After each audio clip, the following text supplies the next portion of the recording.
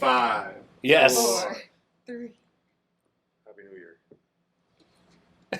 I guess not. Is it a burden or is it a benefit if you understand how things are really operating in development? Yeah. I think it's a benefit. I think today a good product manager needs to understand the technical stuff as well, to a certain extent. Not deep. I'm not talking, but mostly just be able to relate to things and be able to understand things. And I think over time, no matter, even if you didn't have technical expertise, you're going to learn it anyways, just by osmosis, just by being around it.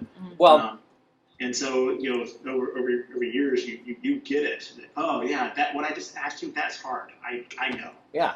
And wouldn't you, as a product owner, want to know sort of the long-term implications of continuing to shove technical debt under the rug?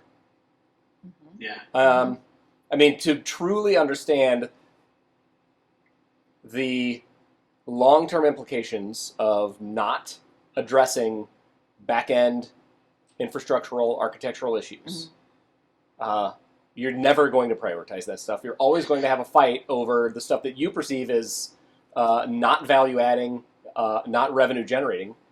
But if you understand that long-term implication and how it erodes your ability to be productive over time, then you're going to choose that stuff sooner. Right. This would take us down the wrong paths, but I think when you bring that up, it makes organizations get to that point where they have to, that pivot or persevere. But you get to a point where I have so much technical debt that we finally decide, hey, let's just redo this thing. Let's just start over. Yeah. And a lot of organizations are forced to make that decisions, right? And besides some of the case studies, like I guess LinkedIn and I guess Amazon, there's the phase where they re-platformed. I don't ever hear about a lot of really good stories of that. Yeah. It's like there's this implicit strategic decision that is made. We're going to build this software and immediately drive it into the ground through bad decisions until we have no other choice but to replace it.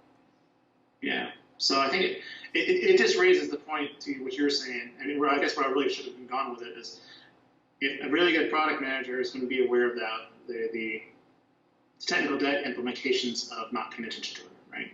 Of that investment value. Yeah. Yeah. And they're going to make their stakeholders understand the investment value and its longevity, right? It's extending that long tail, right?